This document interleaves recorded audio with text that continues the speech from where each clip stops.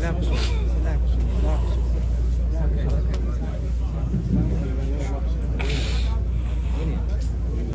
شاء الله توحيدك وقمنا طالب المسؤولين إن شاء الله وحيرا من القانون brother Johnny I expect okay I'm going to say it in Arabic first and then we will translate but I have to make sure that you are entering into this religion out of conviction, no one's forcing you, right?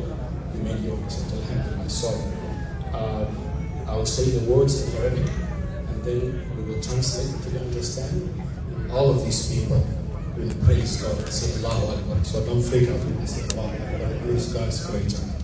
Ashhadu an la ilaha illa Allah wa ashhadu anna